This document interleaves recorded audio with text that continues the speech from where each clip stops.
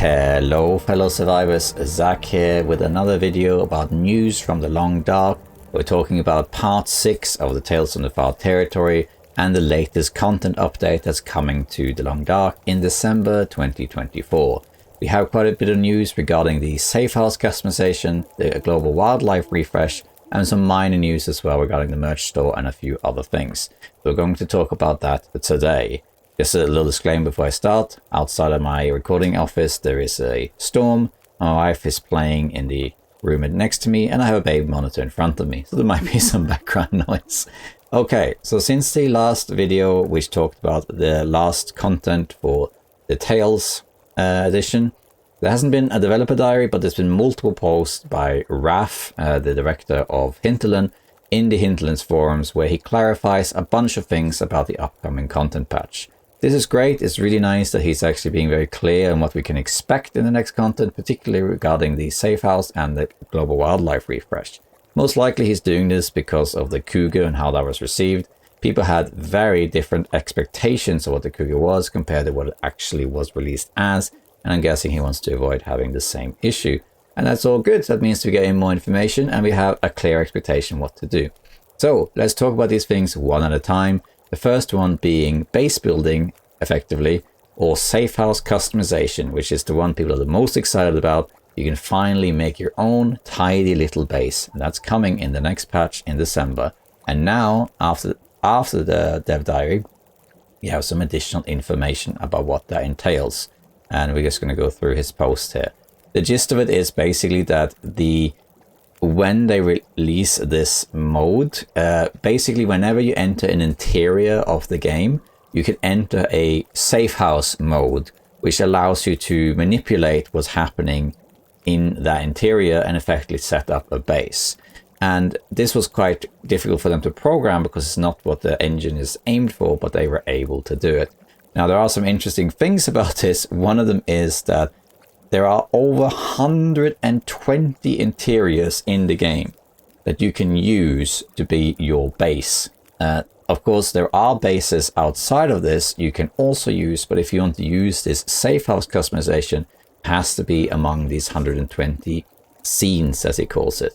So this includes almost any interior that you can think of. Every building that you can enter is effectively a building that you can customize into your own base, and that's great. There are certain exterior exceptions as well, such as Mountaineer's Hut, and Lookout Towers, which also you can modify even though they are technically outdoors without an interior loading screen. So that is practically the whole game. There are some exceptions. Most caves cannot be customized into a safe house. The Riken cannot be customized, probably because of its unique interior. And some transition zones, like the mines, can also not be customized. Interestingly, he says some of transitions and most caves, suggesting that some transitions areas can be customized, and some caves do. So that's interesting. But basically, practically any interior you can think of can be made into a base of your choosing, and you can decorate the inside. Isn't that nice? There are also some places that will have restrictions to them because of what is included in them. So, for example, the Carter Dam or the whaling station in Desolation Point, they can, as I understand it, be used as safe houses, but parts of it will be blocked off. You can only use certain aspects of that interior as a base. Mainly because there are some very large objects in those areas. For example, the Carter Dam has all these turbines and things, and the whaling station has a skeleton and other things like that. So they don't really want you to destroy or remove items that are of that scale. So they're very large bases. This probably also applies to the hangar in Forsaken Airfield. Those will have restrictions, so you can't do everything there. So that's pretty much the gist of that. In addition, there are in total over 800 items that you can now move, break down, or build in this system. This is probably why in the preview picture we saw of the Safehouse Customization, you can see a bunch of little things like signs and all sorts of stuff. And my impression of what Raph is saying here is that pretty much every item in the Long Dark that they have every object that they have programmed is effectively a decoration that you can use. Now, he doesn't say exactly how it works, but it seems like you can pick them up, or in some cases you break them down and then you can rebuild them later, as I understand it. And then you can move them or build them in a base of your own and utilize it as decoratives there. Now, just because of how the engine works, Safehouse Customization and items related to that are different from the rest of the game. It's just because of the nature of how this is programmed. So the way it works is that if you pick something up that is decorative, then they are in a different part of your backpack, because otherwise it will just be too confusing, and that sort of thing. It's just not feasible for them to have it as an actual item in the game with weight and all that sort of stuff. Then there are some nuances to this as well. There are items that they have added that you can create, such as chairs and tables and so on. And there'll be furniture workbenches, basically, where you can, which I think is where you create this stuff. So there's all sorts of items you can create that will be new. This includes the framed photo for the camera that's being added as well. And then there's some other details. For example, you can remove the corpses. However, corpses are a different type of item in the safe houses. They basically cannot be moved around because it's basically disrespectful to the corpses. And I get what they're doing. They're basically saying that you can remove the corpse if you want, but that's all you can do to it. Because if you allowed anything other than that, people would make, well, weird things with the corpses, and they don't really want that in their game. So the corpses you can remove, but that's all you can do with the corpses. Other things that are interesting is that you can remove clutter. So you can remove, for example, paper on the ground, basically tidy things up so it looks nicer. That's very nice. And also, this is interesting, you can actually repair quite a few things. You can repair broken cabinets. Not all of them, as he says, it's limited. But for example, kitchen cabinets and that sort of thing is interesting because you can repair them so that, for example, if a door is broken or missing in a kitchen cabinet, you can actually repair it. And when it does, it becomes a regular cabinet, which is storage space. So that's interesting as well. So there's a lot of stuff you can do here. You can pretty much, it seems, more or less alter. It seems like you can alter pretty much the entire interior of the base. It'll be limited in terms of, like, if you can't move things that has items in it, you probably have to clear things of loot before you interact with it. You're also entering this new mode, the safe house mode, to actually change things. And Raph also said clearly that there will be bugs when this is released. They are testing as much as they can and trying to iron it out, but there will be things that they haven't foreseen. There will be stuff that will be glitchy, especially because it's a whole new system. It's huge, using a whole new mode to do this, a bunch of items, and there will be things, and they hope to polish it in the long run. So yeah, the safe house is looking great. You can do so much stuff with it. A little thing to keep in mind that he'll point out also is that when you break down, because of how this is coded and everything, and the engine isn't designed for this, when you break things down in this safe house mode, you don't get the material for it. So if you break down a chair, for example, in the Long Dark, it will give you wood. But if you break it down in the safe house mode, it won't give you wood, because it's almost like playing The Sims, right? Imagine you're playing The Sims, and then you're playing the character and telling the character what to do. Then you enter build mode, right? And now you can move stuff around while the game is frozen, effectively. That's a different gameplay than the actual live gameplay of The Sims, right? This is the same, as I understand it. You're basically entering another mode, which allows you to manipulate the interior in, but you just got to be, because of the two different things, effectively, that they don't overlap completely. So yeah, you can build a lot of stuff, you can customize a lot of things, and this all looks great. There are two more things that I would like to point out that are very interesting. First, is the workbenches. Now this was an interesting thing. So if you saw in the last dev diary and in my video, you could see that there seemed to be something like a customizable workbench, and people think, can you create workbenches? That'd be interesting.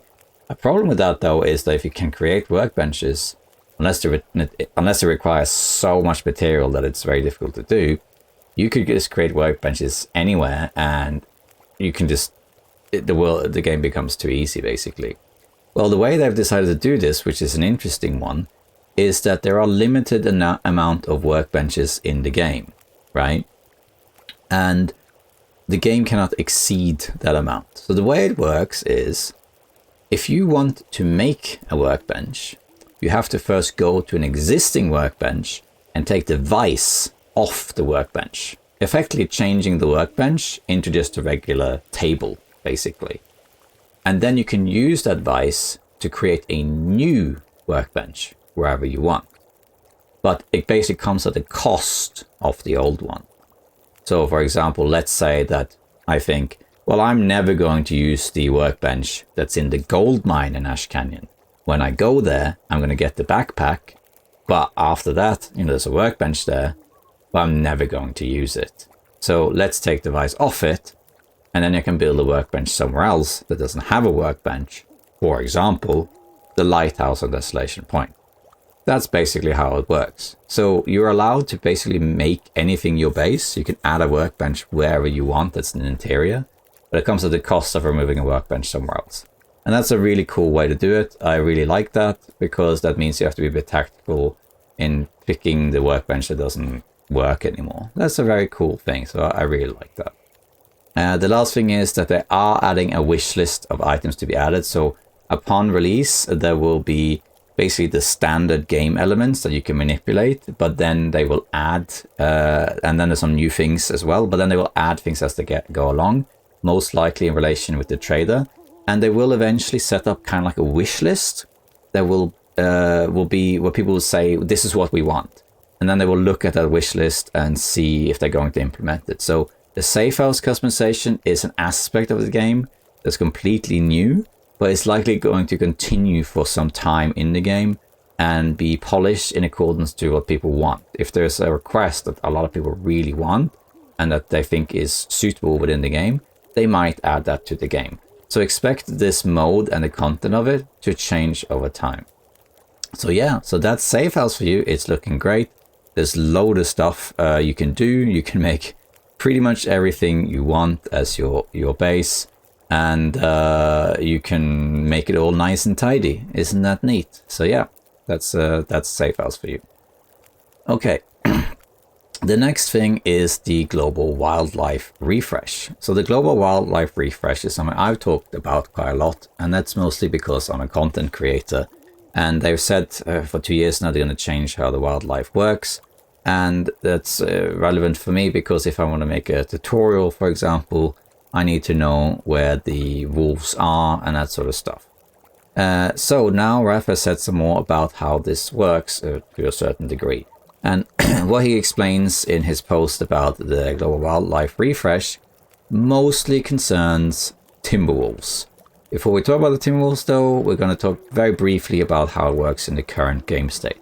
So as of his post, and as how I understood it already pretty much, is that the way it works now is that in any given region, there are these sort of zones within the region where wildlife can spawn. And that zone will designate what type of animal spawns there, how many can spawn there, and then this refreshes now and then. This is why you sometimes can go out and there's deer, and then you go out the next day and the deer isn't there, it's gone. Then you come back a few years later, oh, it's back again. So there's like a refresh timer over a few days, and this will determine how many there are, and even if they are even present. That's basically how it works. But Moose is different, because Moose is a solo, and it has a territory that's static, it's always the same place, indicated by the Moose markings. And bears have a path around the world that they use, and they'll always do that, so they're a bit different. So with that in mind, when they do the global wildlife refresh, the way I understand it is that basically what they're going to do is they're going to change some of where these zones are. So there will be animals in areas that you didn't used to be in the past. So you have to basically relearn where all the animals are. Probably similar to the loot refresh that happened 2 years ago. You basically have to figure out where they are, and that will be it. But there is one interesting thing about this, and that's Timberwolves. So Timberwolves now has a chance of spawning other places, and there's also the reverse where wolves can spawn like Timberwolves used to be. So let me explain what that is. So in the current game as it is right now, there are 3 regions with Timberwolves in it. It is Blackrock, Bleak Inlet, and Sundered Pass. Sundered Pass isn't mentioned in Raph's post. I'm guessing he either forgot about it or he chose to speak only of the base game and not the Tales. But that doesn't make a difference. So basically those 3 regions you can have Timberwolves, and they are always there. Now, what's happening instead is that those 3 regions, they will continue to have what he basically says is dominating Timberwolf spawns. So if you go to Bleak Inlet, Blackrock, or Sundered Pass, it's very likely you're going to introduce, you'll see Timberwolves there. That's like the dominating species of that area, so to speak. However, there is a chance that in these zones where Timberwolves spawn, there could be regular wolves instead. So it's possible that you go into these zones and instead of seeing Timberwolves, there's quite a few wolves around, making it a little bit easier, maybe, depending on your playstyle. So that's one thing. But what's more interesting is the reverse of that, which is that now they're saying they've added 4 to 5 other regions as potential spawns of Timberwolves. What this means is that when we're talking about these circles around the map where wolves can spawn, so you have a circle where wolves spawn in this area and there can be so and so many and so often. Basically now what they're doing is that certain regions will have one such zone that can have Timberwolves in it. That means that you can enter a zone and an area that would have wolves in it might have a Timberwolf pack. But this is not a very huge change. It's one pack we're talking about. And it only lasts for a few days. It respawns, or the spawn changes every 3 to 4 days. So let's take Pleasant Valley as an example, right? Let's just say, for the sake of argument, that we have a zone that indicates wolves outside of the farmhouse, which in the orchard, which there currently are wolves in. Let's just say that that one remains. Let's just say, for the sake of argument, this is one of the possible spawns for Timberwolves. Now, generally speaking, when you go out, you will see that there are wolves in this orchard. But every now and then, there might be a pack of Timberwolves there instead. You then basically have 2 options. You then have to either deal with that and kill the Timberwolves, or avoid them, or break their morale like normal. Or, because there is a region timer of this spawn, that's about 3 or 4 days, you could always leave that pack alone, or even leave the region entirely and say, you know what, I'm not dealing with the Timberwolves, I'm out of here. You leave the region, do something else, you come back, 3, 4, 5 days later, and now the Timberwolves should be gone. Because now the timer, the spawn timer has reset, and effectively the Timberwolves have moved on to a different zone in a different region. This is basically to simulate migration.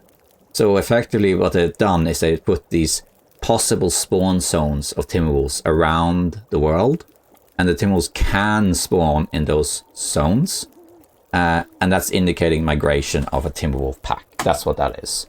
But these are rare. There's only really, as I understand it, there's probably only one such zone in each region we're talking about, and only some regions will have them.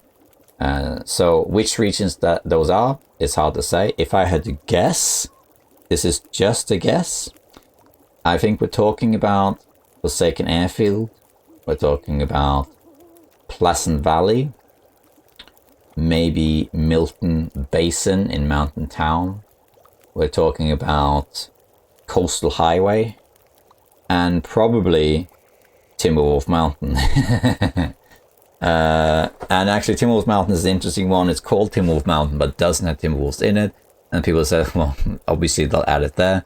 Raph did comment on this. He'll say, yeah, we might have to rename it to either not Timberwolf Mountain, or the region that didn't use that Timberwolf, so now does. So I don't know. Probably they will have it as a zone there. So that's how that works. So I did ask Raph in a question on this forum if this system also applies to other animals, like does deer migrate in these kind of zones as well? But as of this video, he hasn't replied to it yet, so I don't know. But he basically did this transparency to make people not worry too much about Timberwolves. So it's not going to be that, you know, oh, you exit Trapper's Cabin and suddenly now the whole Mystery Lake has Timberwolves in it or something. No, so it's more that the zones that already have Timberwolves in it, so Black Rock, Bleak Inlet, and Sunlit Pass, will continue to be dominated by Timberwolves, but there will be about, let's say, half or maybe a third of the rest of the world can have a chance of basically having one Timberwolf pack in it roaming around, just to change things up. So it's not a major change, it's more like an additional major threat that's thrown in as a potential threat here and there. That's basically what it is. And that's interesting. It's an interesting way to do it. We'll see how that plays out. I think it should be okay. I quite like it. It adds variety, you know, so that's interesting. Okay, so that's the two major things, really. That's the two major things. Then there is a couple other things I just want to mention quickly. One is the merch store. So the new merchandise store for Hinterland is coming, and it's coming soon-ish, as Raph said.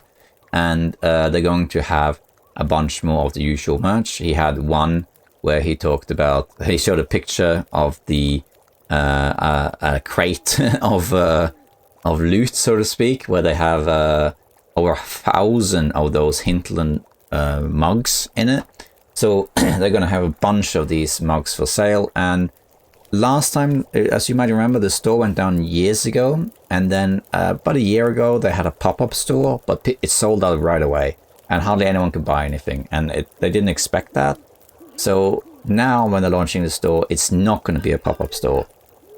It will be a regular store that you can buy from, and they hope to have enough that they don't run out. And if they do run out, they're going to bring more stuff in. So if you want to buy some Hinterland merchandise, and you don't have the money right now, or for some reason it sells out, it will come back. And they're going to continue restocking it, and they're going to add more things to it as well, new items. So the store is coming, and it shouldn't be as stressful as before. You should have an opportunity to get that mug that we all want. So that's the store for you. Two other smaller things. There is an art book for the Long Dark coming. They have talked about this before, and it's something that they want to do, but they haven't gotten around to doing it. But they do want to do it. They just haven't gotten around to it, and they haven't made all the art. But this is something that they do want to do. It's on the list to do, but we don't know when it is. It's not the priority, I don't think. So we're probably talking about a year or two from now. But it is something they're working on. I want this, that's for sure. And one last final minor news is that there will be a soundtrack volume 3.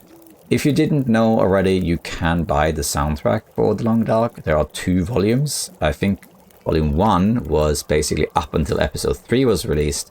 And the next one was, I think, episode 3 and some survival music surrounding that. And they have plans for volume 3. Which will contain basically all the music in between, including the music for episode 5, and that will come. So there'll be another volume of that. Yeah, and that's it. That's the news of the Long Dark so far. The patch is coming out next month. That could be as early as 5th of December, like some of the other patches, but it could be close to Christmas. We have no idea.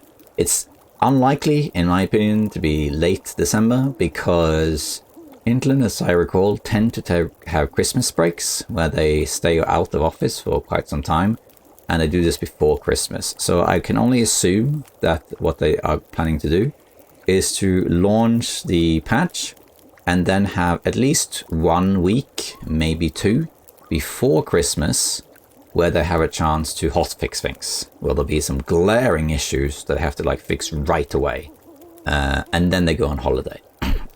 And with all that in mind, that means that probably we're talking about, something like, say, December 10th at the latest or something.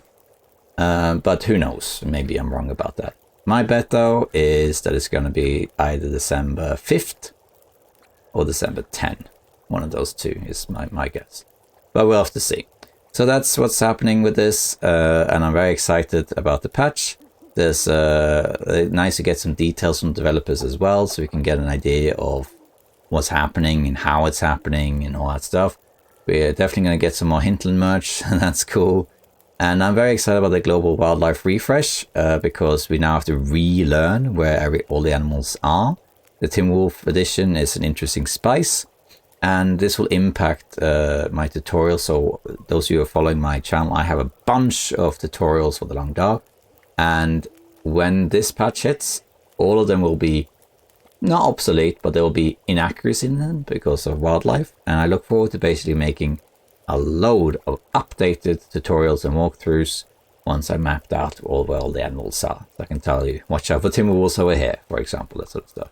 And safe houses, I know that most people, they actually care about that. Safe houses is where it's at. People want safe houses. They want to be able to decorate their base. They want to be able to change the interior. And now you can. And it does sound like a great system. There's a lot to look forward to here. You can basically take any interior in the game, with some exceptions, and decorate it to be your own. And the big question then is, what's that going to be? So let me know in the comments, what do you think? What is going to be your main base? If you now could choose any interior in the game, any base you want, and let's ignore the strategic location of what it connects to and regions, just think of the actual interior. What's it going to be? A lot of you are probably going to say Quonset, right? You're going to make that into a nice storehouse, right? So Quonset is going to be a big one, I think. What other ones are there? Which one do you want to do? Lighthouse, maybe. I, for one, think maybe I want to fix up the hunting lodge. That sounds like fun. But we'll have to see. You can always do all of them, of course. Let me know what you think. So that's the latest news in the Long Dark. Look forward to the content patch. And it's going to be a blast. And of course, this is the last content patch. It's the part 6.